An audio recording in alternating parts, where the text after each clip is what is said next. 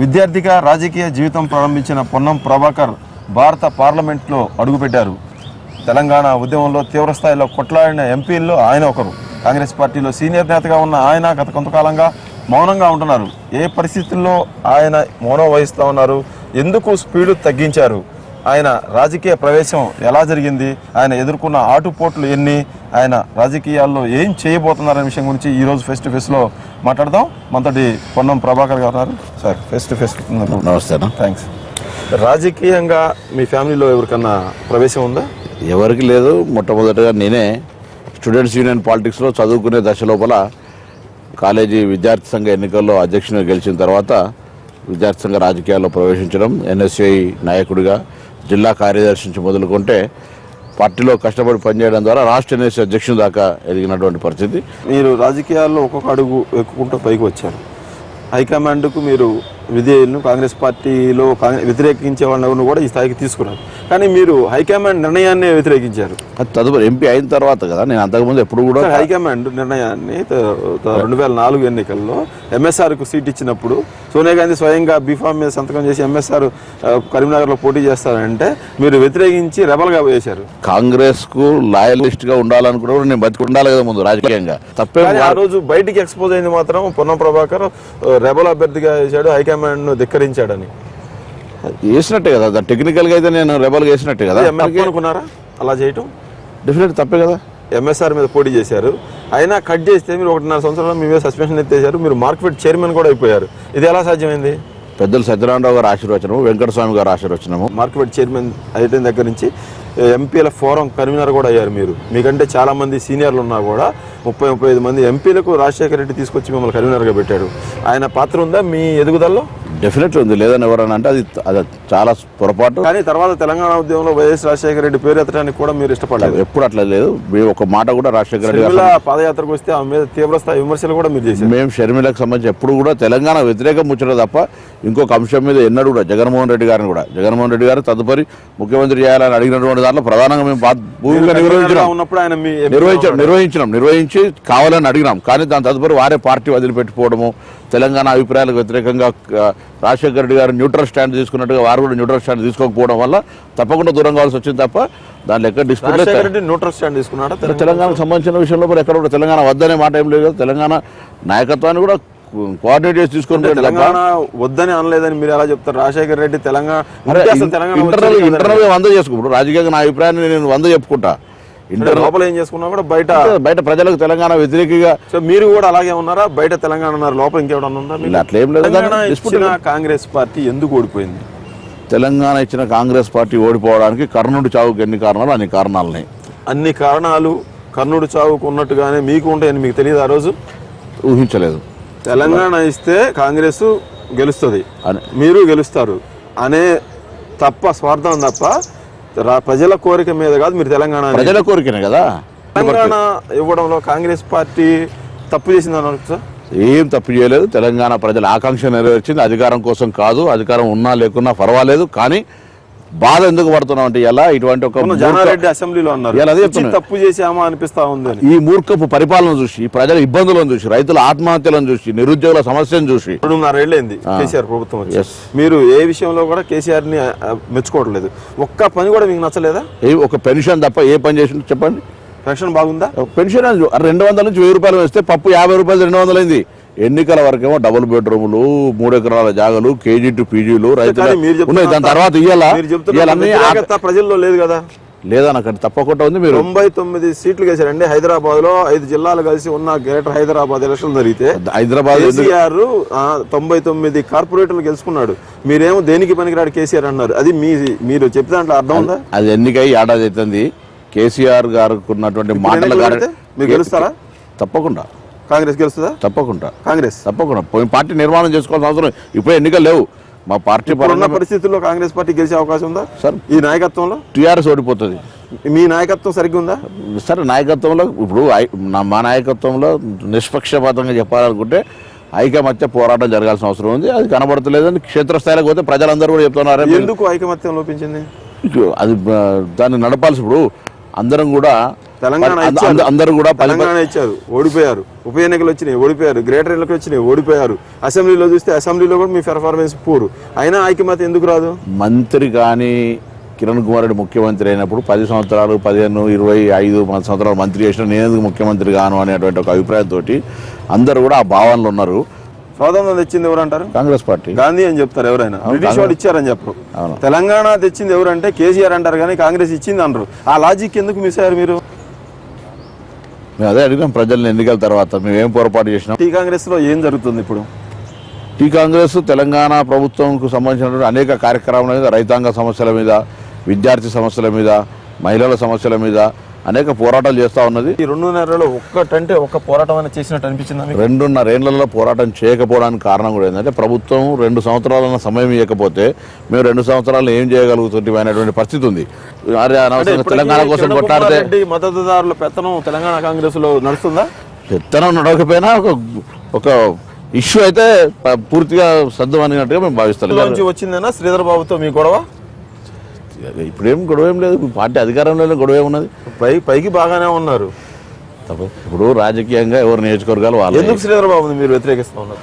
ఆయన కిరణ్ కుమార్ రెడ్డి దగ్గర ఉన్న మాట వాస్తవమే. మేము అంతే స్థాయిలో తెలంగాణ కోసం కొట్లాడినటువంటి మాట వాస్తవమే. ఆయన కూడా చివరిలో గట్టిగా మంత్రి పదవి రాజీనామా చేసి శాసనసభ వ్యవహారాల శాఖ మంత్రి పదవి ఇస్తే రాజీనామా చేసి దూరంగా ఉన్నాడు కేబినెట్ సమస్యలు కూడా. మీకంటే ఆయన కూడా ఎక్కువ చేసినట్టుగా మీరు రాజీనామా కూడా చేయలేదు. మీరు చివరి దాకా ఎంపీగా ఉన్నారు. శ్రీధర్ బాబు గట్టిగా కృషి చేశాడా, పొన్నం ప్రభాకర్ గట్టి కృషి చేశాడా? ఆయన కృషి చేసి నేను కృషి చేయలేదు కదా. అదే ఎందుకు మరి మీరు వ్యతిరేకిస్తా ఉన్నారు? ఆయన కృషి, ఇప్పుడు మీరు అంటూ ఆయన కృషి చేసి నేను కృషి చేయలేదు కాబట్టి డిఫరెన్స్ ఉంది. నేనేం చేయాలి? 2.5 ఏళ్ళు అయింది ఎలక్షన్ జరిగిపోయి.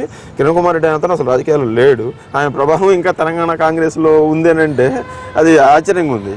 అట్లున్నదని నాటోటారు భావిస్తాను. నేను దిగ్విజయ్ సింగ్ గారు సమావేశంలో అడిగిన, ఇది స్పష్టం చేయాల్సిన అవసరం ఉంది. దిగ్విజయ్ సింగ్ గారు మీటింగ్లో అడిగినా నేను. తెలంగాణ వద్దు, మీరు తెచ్చి ఇబ్బంది పెట్టారు, తెచ్చి నాశనం చేశారు పార్టీని అభిప్రాయంతో ఎవరైనా ఉన్నారా? ఎవరు వాళ్ళు? చాలా మంది ఉన్నారు. పేర్లు వ్యక్తిగతంగా చాలా మంది ఉన్నారు. పర్సెంటేజ్ ఉంటుంది కాంగ్రెస్ పార్టీలో వాళ్ళది?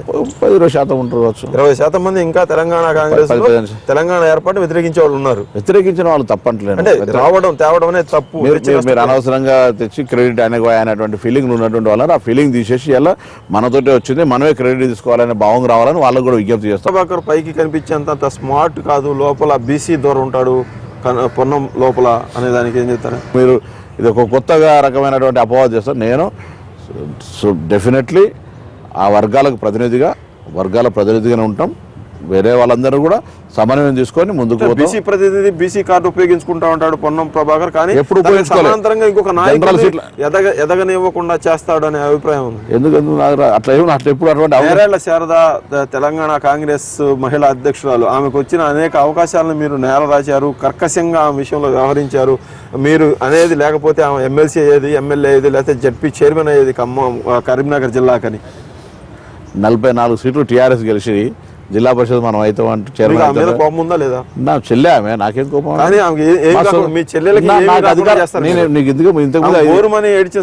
ఇంతకుముందు మీకు ఏం చెప్పినా 5 సంవత్సరాలు ఆమె గౌడ మీరు గౌడ అంటే ఆమె కూడా మీకు ఏం చెప్తున్నా, నా సోదరి, నేను రాఖీ కట్టించుకున్నా. సోదరిని మీ మనసుని అర్థం చేసుకోలేకపోతా ఉంది. నడుస్తుంది. వాళ్ళ గురించి అంత చర్చ చేసుకుంటూ అవసరం లేదు. వాళ్ళ అదృష్టం వాళ్ళే, మన అదృష్టం మనది. దానికి మనం ఏం చేస్తాం? జిల్లా విషయాల్లోకి వస్తే కూడా మీ పట్టుండాలి పార్టీలో అని ఎందుకు పట్టుబడతా ఉన్నారు? సిరిసిల్ల జిల్లాకు సంబంధించిన మృత్యుంజయాన్ని తీసుకొచ్చి కరీంనగర్ జిల్లాకు డిసిసి ప్రెసిడెంట్ ఎలా చేస్తారు? అట్లా అంటే చాలా మంది మధ్య ఇప్పుడు పుట్టడం ఒక కాడ పుట్టి, పెరగడం ఒక కాడ పెరిగి, వ్యవహారికంగా ఒక కాడ చేస్తాను. నేను అంటే శ్రీధరబాబుకు మృత్యుంజయ వ్యతిరేకు కాబట్టి అసలు శ్రీధరబాబు మృత్యుంజయం తెచ్చిపెట్టిందే శ్రీధరబాబు కదనే. సరే, తర్వాత వాళ్ళిద్దరికి చెడింది అనుకోండి. వాళ్ళిద్దరు చెడినప్పుడు అంటే వాళ్ళిద్దరు మంచిగున్నప్పుడు నేను ఆట ఆడాలి, వాళ్ళిద్దరు చెడిపోతే నేను ఆట ఆడాలి. ఇదే అంటే నేను ఆటబొమ్మనా? కరీంనగర్ జిల్లాకి డిసిసి ప్రెసిడెంట్ మృత్యుంజయ అవుతాడా? అది పార్టీ నిర్ణయం, నాదెవరు. నేను ఒక పొన్నం ప్రభాకర్ నిర్ణయం. ఇప్పుడు అక్కడ పొన్నం ప్రభాకర్ నిర్ణయం అయినప్పుడు ఏం జరుగుతుందో చూస్తారు మీరే. పొన్నం ప్రభాకర్ అడ్డుపడ్డాడు, పొన్నం ప్రభాకర్ మృత్యుంజయని చేసి తీరాలి. ఎట్టి పరిస్థితుల్లో కూడా శ్రీధర్ బాబు ఏం తప్పు చేసిండు, ఆయన ఎందుకు తీసేయాలంటారు చెప్పండి? సిరిసిల్ల జిల్లా అయింది కదా, అట్లా జిల్లా వాళ్ళు చాలా మంది ఉన్నారు. అటువంటి మరి అప్పుడు జిల్లా వాళ్ళు మారిపోతుంటే భవిష్యత్తులో అది ఇంప్లిమెంట్ చేస్తారా? అసలు తీసుకుంటాం కదా. అందుకనే బీసీ దూరా అంటున్నారు ఇప్పుడు పొన్నం ప్రభాకర్. ఎందుకు ఇది అక్కడోడైనా సరే, సిరిసిల్ల వాడైనా సరే కరీంనగర్కి ప్రెసిడెంట్ కావాలి డీసీసీ కానీ. అరే నేను ఇప్పుడు ఆయన ఇప్పుడు కరీంనగర్ డీసీసీ ప్రెసిడెంట్, కరీంనగర్ నేను ఇష్యూ చెప్తాను. జిల్లా 4 ముక్కలైనప్పుడు 7 ముక్కలైంది. 7 ముక్కలైనప్పుడు ఎక్కడోళ్ళు అక్కడికి వెళ్ళాలా లేదా? మరి అది అందరికి పాటించితే మరి నాకు కూడా ఇబ్బంది లేదు అంటున్నా. ఓకే, అందరికి పాటిస్తే మీరు దానికి అందరు పాటించాలి. ఎవరు ఏడ పుట్టినో వాళ్ళు అడిగి వెళ్ళిపోవాలి అంతే. అంతే, అదైతేనే ఒప్పుకుంటారు, లేకపోతే లేదు. మరి బరాబర్. ఇప్పుడు ఒట్టిగా నేనేమంటాను, నీకు నచ్చినప్పుడు రంబా, నీకు నచ్చకపోతే పమ్మ అంటే నేనేం చేయాలి? అట్లా ఉండదు కదా. వచ్చే ఎలక్షన్ లో మళ్ళీ ఎంపీగానే పోటీ చేస్తారా, అసెంబ్లీకి వచ్చే అవకాశం? ప్రజల ఆశీర్వచనం మళ్ళీ ఎంపీ కొరకే పోరాడతాం అనుకుంటున్నాను. పార్టీ దాని తదుపరి పార్టీ ఆలోచన ఏమున్నా నాకు వ్యక్తిగతంగా మాత్రం నేను మళ్ళీ పార్లమెంట్కి వెళ్ళాలి. ఎందుకంటే గెలిచే 2019లో కాంగ్రెస్ పార్టీ పుంజుకునే అవకాశాలు మీకు కనిపిస్తున్నాయా? 100% అంటే మనస్ఫూర్తిగా చెప్పండి. 100% గెలుస్తాం. ఏ విషయంలో మీరు మీ పార్టీ మెరుగ్గా ఉంది కాంగ్రెస్ పార్టీ అని చెబుతారు చెప్పండి. అసలు మేము ఓడిపోయేదే కాకుండా అంటుంటే ఓడిపోయేది అయిపోయింది.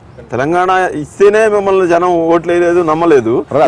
వాళ్ళు బాధపడుతున్నారు కదా. ఎలా అయ్యో మేము ఇటువంటి అలా నువ్వు పోగొట్టుకుంటు. ఇప్పుడు మా దగ్గర మేము స్థానికులం.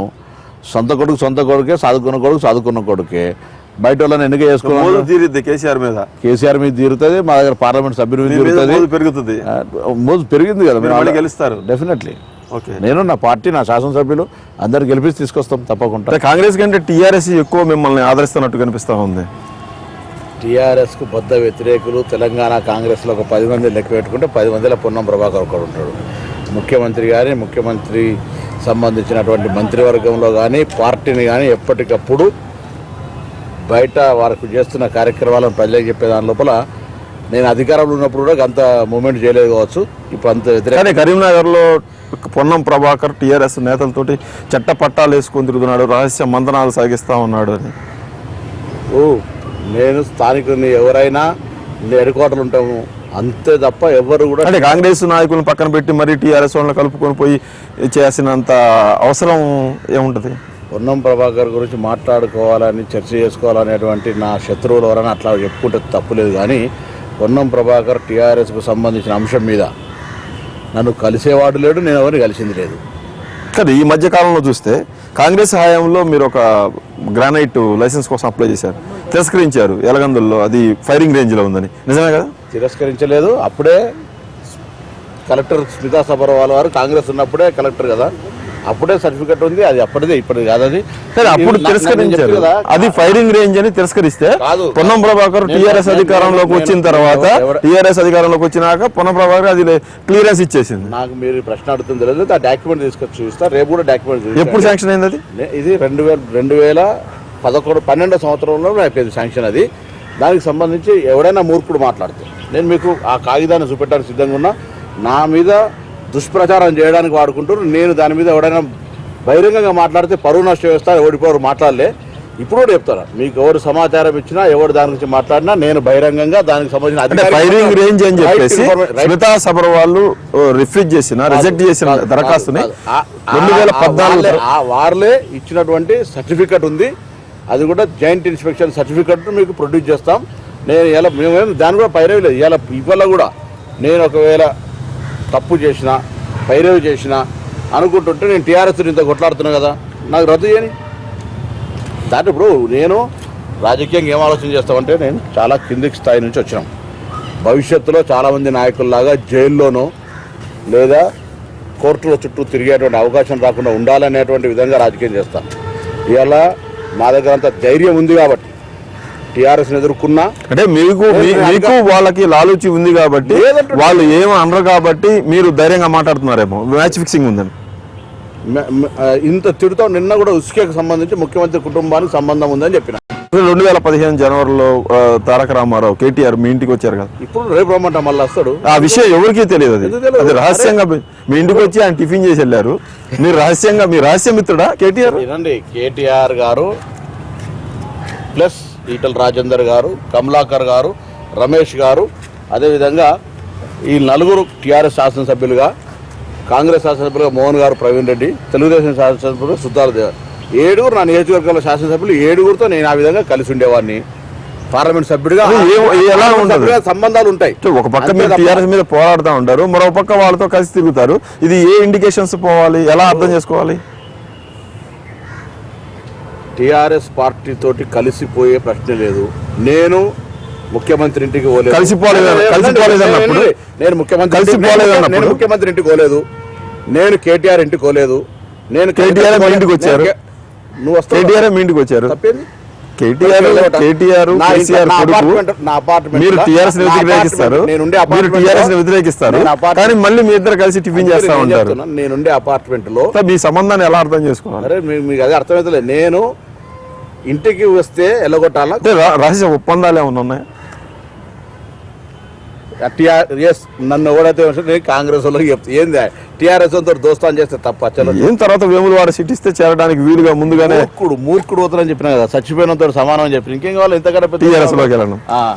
ఎమ్మెల్సీ ఎలక్షన్ కి సంబంధించి కరీంనగర్ లో పోటీ పెడతామన్నప్పుడు మీరు ఎందుకు వ్యతిరేకించారు? పోటీ పెట్టాలనేటువంటి డిమాండ్ చేసి పోటీ పెట్టడానికి కొరకు అభ్యర్థిని ఇవ్వమని చెప్పి అభ్యర్థి తయారు చేసి అభ్యర్థులకు సంబంధించినటువంటి డబ్బు ఖర్చుకు సంబంధించిన విషయం లోపల జత చేసినటువంటి పరిస్థితుల్లో ఉంది. దీని లోపల ఎవరు ద్రోహం చేసిన మా జిల్లా ద్రోహం చేశారు ఎవరు అని చెప్తున్నా. ఎవరైనా తప్పు చేస్తే వేములవాడ రాజరాజేశ్వర స్వామి దేవస్థానం మా దగ్గర ఉన్నటువంటి పవిత్రమైనటువంటి దేవస్థానం. మీకు తెలుసు కదా ఈ విషయంలో ఎలాంటి ఆరోపణ పొన్నం ప్రభాకర్ మీద వచ్చిందో? ఎవ్వరు చేయాలి ఆరోపణ. భాను ప్రసాద్ టీఆర్ఎస్ ఎమ్మెల్సీ అభ్యర్థి కోసం మృత్యుంజయము పొన్నం ప్రభాకర్ ఇద్దరూ కలిసి అతని దగ్గర 80 లక్షల రూపాయలు తీసుకొని కాంగ్రెస్ క్యాండిడేట్లు లేకుండా చేశారు. రెండో ప్రయారిటీ సీటు ఓటు ప్రకారం సీటు గెలుచుకునే అవకాశం ఉన్నా కూడా వ్యూహాత్మకంగా చెడగొట్టారన్న ఆరోపణ ఉందా? భాను ప్రసాద్ అంటే కనీసం టాకింగ్ టర్మ్స్ కూడా లేవు. అటువంటి దుర్మార్గుడు ఓడిపోవాలని మనసా వాచ భగవంతుని ప్రార్థించుకొని కోరుకున్నటువంటి వాళ్ళు. కరెన్సీ టర్మ్స్ ఉన్నాయని కదా, వాడు పురుగులు వాడు చస్తాడు పోయాయి. అంతకంటే ఇక్కడ కరెన్సీ టర్మ్స్ ఉంటే శాపనార్థాలు పనిచేయవు కదా మనకి. రాజకీయంగా నేను నీచింది ఒకవేళ భాను ప్రసాద్ తో గానీ ఎమ్మెల్సీ ఎన్నికల సందర్భంగా కరెన్సీ ట్రాన్సాక్షన్ ఉంటే నీచుని అడుగుతాను. భాను ప్రసాద్ అంతా మీరు చెప్తున్నట్టుగా నీచమైన వాడా? నేను భానుప్రసాద్ క్యారెక్టర్ గురించి నేను మాట్లాడలేదు. నేను ఓడిపోవాలని కోరుకున్నాను. మీరు అంతా కాంగ్రెస్ కు ద్రోహం చేసి పెట్టి కాబట్టి ఓడిపోవాలనే ఒక హక్కు ఉండే నా దగ్గర. కానీ మా దగ్గర వాస్తవంగా మా జిల్లాకు సంబంధించిన నాయకులు పెద్దలందరూ కూడా మన దగ్గర మెజారిటీ లేదు, 2 సీట్లు ఉన్నా పోటీకి వద్దని చెప్పినటువంటి నాయకులు ఉన్నారు. వాళ్ళు ఇలా మాట్లాడకపోతే ఇటువంటి అపవాదులు వస్తాయి. జీవన్ రెడ్డి గారు వద్దన్నారు, శ్రీధర్ బాబు గారు వద్దన్నారు, మృత్యుంజయం గారు దాని జిల్లా అధ్యక్షుడిగా పార్టీ ఆదేశాల కొరకు వేడి చేసి బీఫామ్ ఇవ్వమన్నాడు. నామినేషన్ వచ్చాడు. మీ ఆదేశాల ప్రకారం మృత్యుంజయం బీఫామ్ ఇవ్వకుండా చివరి వరకు వెళ్ళిపోయారు అనేది. బీఫామ్ కొరకు హైదరాబాద్ పంపించారు సార్, బీఫామ్ ఇవ్వలేదు పిసిసిలా. బీఫామ్ ఇస్తే ఇవ్వకపోతే తప్పు. కానీ అందుకే నేను ఏమంటున్నా, ఈ వ్యవహారంలో పార్టీ సమిష్టి నిర్ణయము. అందులో ప్రధానంగా జీవన్ రెడ్డి గారు మా పెద్ద మనిషిగా వారిని గౌరవిస్తాం. వారన్నారు మన దగ్గర మెజారిటీ లేదు కాబట్టి మనం పోటీలో పెట్టొద్దు అనేటువంటి ఒక బలమైన అభిప్రాయంతో ఉండడం కారణంగానే చెడగొట్టింది మీరు కాదు. నేను చెప్తున్నా కదా, దేని చెడగొట్టడం? పోటీ పెట్టే ఆలోచన చెడగొట్టేది ఇక్కడిది. అంటే సీటు పోటీ చేయాలనుకుంటే వద్దనే ఆలోచన, పోటీ చేయాలనే ఆలోచనతో మేము అడిగినా అన్న పోటీ చేద్దామని అడిగినటువంటి మాటను మీరు జ్ఞాపకం. రేపు జీవన్ రెడ్డి గారితో ఫేస్ టు ఫేస్ చేసే సందర్భంగా ఈ అంశాన్ని దయచేసి అడగండి, స్పష్టత తీసుకోండి. ఎందుకంటే ప్రజలకు తెలియాల్సిన అవసరం లేదు. ఎవడో అపవాదం చేసి చేతగానటువంటి ఎవడో అపవాదం చేస్తే దాన్ని మోసేటువంటి పరిస్థితులు ఇప్పుడు కూడా చెప్తాను. రాజకీయంగా మళ్ళీ కూడా, ఎందుకంటే క్యారెక్టర్ అసాసినేషన్ స్వాతంత్రం వచ్చిన తర్వాత కరీంనగర్లో ఒక బ్యాక్వర్డ్ క్లాస్ ఒక పార్లమెంట్ మెంబర్ అయినా నేను డీజీపీతో ఘర్షణ పడ్డా, ముఖ్యమంత్రితో ఘర్షణ పడ్డా, పార్టీలో వితన్న ఒక ఫ్యాక్షన్గా ఉండేటువంటి పరిస్థితుల వల్ల నేను గట్టిగా మాట్లాడిన తెలంగాణ కోసం నా దగ్గర ఉన్నటువంటి పారదర్శకత నన్ను కాపాడింది. కరీంనగర్ జిల్లాలో పొన్నం ప్రభాకర్ వండర్ అయిపోయాడు. ఎవరు లేరని మృత్యుంజయం నేను తీసుకెళ్లి మృత్యుంజయకు శ్రీధరబాబు మీ ఇద్దరు తప్ప కరీంనగర్ పార్లమెంట్ నియోజకవర్గం పరిధిలో ఇప్పుడున్న 7 నియోజకవర్గాలకు సంబంధించి చాలా మంది కూడా పొన్నం వ్యతిరేకిస్తా ఉన్నారు. ఇప్పుడు వ్యతిరేకిస్తారు అంటే 2.5 అందుకే నేను దానికి సంబంధించి ఎవరు వ్యతిరేకిస్తారో ఒక స్టేట్మెంట్ మనం చూస్తాం. పట్టిగానే మాట్లాడితే ఎట్లా ఎవరెవరు వ్యతిరేకిస్తారు అంటే పొన్నం చెప్పాం కదా, బీసీ దొరలాగా ఉన్నారు, పొన్నం జోలు రావడానికి భయపడతారు. నేనేమంటాను, నన్ను క్యారెక్టర్ ఇప్పుడు నేను ఒక ఎదిగిన నాయకుడిని, కుట్రపూరితంగా ఎదిగే నాయకుడిని నేను అదే చెప్తున్నా. కాంగ్రెస్ అందరూ బతకాలి, కానీ కొంతమంది తాము మాత్రం బతికి ఇంకోరు చంపాలి. ఎవరు చెప్పలేకపోతున్నారు మీరు ఆ పేర్లు? ఎవరు ఆ పేర్లు ఎందుకు చెప్పలేకపోతున్నారు? మీరు ఒక బీసీ నాయకుడుగా మీరు కింద స్థాయి నుంచి పైకి వచ్చారండి, మిమ్మల్ని కుట్ర చేస్తున్నారు ఎదగకుండా. ఎందుకు చెప్పలేకపోతున్నారు మీరు? అంటే మీరు కాబట్టి నేను సపోజ్ ఉదాహరణ కరీంనగర్ నుంచి నా జర్నీ ప్రారంభం చేసి నేను ఎల్లారెడ్డిపేట పోవాలనుకోండి, రోడ్లోకి 20 గ్రామాలు వస్తాయి, 2 గ్రామాల్లో సైలెన్స్గా పోతాం, 2 గ్రామాల కుక్కలు మురుగుతాయి. ఆ కుక్కలు బట్టి ఎవరి కుక్కలను పెంచుతుంది ఎవరు? ఆ కుక్కలు పెంచేది ఎవరు? పెంచుకున్న వాడికి తెలుస్తుంది. పేర్లు చెప్పండి. ఎవరు పెంచుకున్నా పర్వాలేదు. మీ ఆరోపణ మనం ఫేస్ టు ఫేస్ మాట్లాడుకుంటున్నప్పుడు ఎవరు మీకు నష్టం కలిగించే విధంగా వ్యవహరిస్తుంది? పొన్నం ప్రభాకర్ కు ఎవరు నష్టం కలిగించే ప్రయత్నం చేసినా వారికే నష్టం జరుగుతుంది. బికాస్ నేను పార్టీ కమిట్మెంట్ తోటి పార్టీ పరంగా పోయేటువంటి వ్యక్తిని. తెలంగాణ సాధించడంలో కీలక పాత్ర పోషించారు. కన్వీనర్గా ఉన్నారు మొత్తం ఉమ్మడి రాష్ట్రానికి. తర్వాత తెలంగాణకు మొదటి నిలబడిన వ్యక్తి మీరే, ఆ విషయం కాదనలేరు. రాష్ట్ర స్థాయి పదవుల విషయంలో మీకు ఆసక్తి లేదా? పిసిసి నేను ఇప్పుడు ఏదైతే ఉపాధ్యక్షుని ఉన్నానో ఇది చాలా సంతోషంగా ఉన్నాం. మాకేం వేరే ఏ పదవి మీద ఆశ లేదు. మాకొక్కటి మాత్రం వాస్తవంగా మళ్ళీ దాని తర్వాత కంటిన్యూ అయితామా కామా వేరు ముచ్చరా. కానీ ఏ హామీ సోనియా గాంధీ గారికి ఇచ్చొచ్చినామో, అమ్మ తెలంగాణ చేస్తే మేమందరం మళ్ళీ వచ్చి నీకు సంబంధించిన నాయకత్వం లోపల పనిచేస్తామని చెప్పినాము. ఆ విధంగా కరీంనగర్ ప్రజల్ని మళ్ళీ ఒక్కసారి ప్రయత్నం చేస్తాం. భిక్ష ఏమని అడుగుతాం, మమ్మల్ని గెలిపియమని అడుగుతాం. అమ్మ తెలంగాణ ఇచ్చినందుకు ఒకసారి ఓడిపోయినా మళ్ళీ నీ ఆశీర్వచనంతో గెలిచి వచ్చినాం. ప్రజలు ఆశీర్వదించారు. ప్రజలు ఆ దిశగా కాంగ్రెస్ త్యాగం చేసింది, 60 ఏళ్ల కళ నెరవేర్చిందన్న సానుభూతిని మీరు గెయిన్ చేసుకోగలుగుతున్నారు ఇప్పటికైనా? 100% ప్రజలందరికీ ఉంది. నా జిల్లా ప్రజలు నన్ను ఒకసారి పార్లమెంట్ మెంబర్ గెలిపించిన తర్వాత ఎక్కడికైనా వెళ్తే వాళ్ళ గౌరవాన్ని కాపాడే ప్రయత్నం చేసిన తప్ప పొన్నం ప్రభాకర్ మీద ఆరోపణలు చేయలేక ఊరికనే గాలికి పోయే కబురాన్ని ఇయ్యాలని వరకు కూడా నేను టీఆర్ఎస్ను విమర్శిస్తే నా మీద టీఆర్ఎస్ విమర్శించడానికి వేరే సబ్జెక్టే దొరకక ఊరికే ఇటువంటి అన్ని పుట్టిస్తాను. నేను ఏమంటున్నా ప్రూవ్ కావాలి కదా. ఇలా గ్రానైట్ ఇష్యూ ఉంది, ప్రూవ్ చేస్తా. పార్టీలో విత్ ఇన్ గ్రూప్స్ ఉంటుంది. ఎవడో నాకంటే ఎక్కువ టీఆర్ఎస్ పార్టీలో ఉన్నటువంటి గ్రూప్స్ నా పార్టీకి అది లెక్కనే కాదు. మీ దగ్గర వచ్చే ఆరోపణ ఏంటంటే మీరు అన్ని కాంగ్రెస్ అనుకూలంగా మాట్లాడతారు, టీఆర్ఎస్ ని వ్యతిరేకిస్తారు. కానీ మీరు చేసే పనులన్నీ కూడా టీఆర్ఎస్ నాయకుల దగ్గర. చివరికి మీ ఫాదర్ పేరుతో ఏర్పడిన ఫిల్లింగ్ సెంటర్ కూడా మొత్తం టీఆర్ఎస్ నాయకులను డంపు చేసి ప్రారంభించుకున్నారు. మీ హుజూర్ నగర్ లో ఐటీ ప్రాజెక్ట్ ఓపెన్ చేశారు. దానికి మొత్తం కేటీఆర్, ఈటెల, వివేక్, బాలకసుమను, పొన్నం ప్రభాకర్. అంటే కాంగ్రెస్ వాళ్ళు ఎందుకు పక్కన పెడుతున్నారు మీరు? గవర్నమెంట్ ఒక ఐటీలో ఒక పాలసీ తీసుకుని మా అన్న కొడుకు అయినంత మాత్రాన వాడు ఒక ఐటీ ఫార్మ్ ఓపెన్ చేసుకుంటే మీరు కడుగట్టిన కాంగ్రెస్ నాయకుడు కదా. ఇవాళ ఎక్కడ దానికి ఇక్కడ మీ పార్టీ కుటుంబానికి సంబంధించిన అంశం మీదకి నాకు దానికి ఏం సంబంధం ఉంటుంది? నన్ను వెళితే పోతాం. ఒకటే గుర్తుపెట్టుకోరు, నేను ఎక్కడ రన్నా టీఆర్ఎస్ పరంగా. కానీ మనసు అటు లాగుతుంది, అందుకోసమనే. ఇగో నేను చెప్తే కదా, ఉబుసుకపోక గట్టిగా డ్యామేజ్ చేయడానికి వాడుతున్నా. ఏం చేయాలి? ఎన్నిసార్లు ఇప్పుడు దొంగ అంటే ఒక సామెత ఉంది, పిచ్చి కుక్కని చంపడానికి కొరకు అని ఊరు మంచి కుక్కరు పిచ్చిలేసా. ఈ విధంగా సాధ్యమైతే అరే విధవల్లారా పాపం తగులుతారా, ఈ విధంగా అపవాదులు వేసేటువంటి విధవలకు చెప్తాను మీ ద్వారా. సూటిగా చెప్తాను. ఎవడైతే నన్ను బదనాం చేయడానికి ప్రయత్నం చేస్తారు, నేను టీఆర్ఎస్ లకు ఓను అనంగా కూడా పోతాడని ఐటీ పార్క్ పిలిచిండని, బంక్ పిలిచిండని, క్వారీ తీసుకున్నాడని ఇప్పటికైనా నోర్లు మూసుకొని విధవల్లారా అని చెప్తాను. Okay, very good, thank you అండి. ఇది పొన్నం ప్రభాకర్తో ఫేస్ టు ఫేస్. తనను మించిన కరుడు కట్టిన కాంగ్రెస్ నాయకుడు ఎవరో లేరు. నాడు తెలంగాణ కోసం ఎలాగైతే పోరాడాను, ఇప్పుడు టీఆర్ఎస్ మీద పోరాడుతున్న ఏకైక వ్యక్తి నేను. తన మీద విమర్శలు అనేవి దారిని పోయే కుక్కలు మొరిగినట్టుగానే భావిస్తానని, తను అలాంటి విమర్శలు ఏమీ చేయలేవు, చేస్తే మీరే నాశనం అయిపోతారంటూ శాపనార్థాలు పెడుతున్నారు పొన్నం ప్రభాకర్. ఇది ఈ వారం ఫేస్ టు ఫేస్. మరొక వారంలో మరొక అతిథితోటి మరొక ఫేస్ టు ఫేస్లో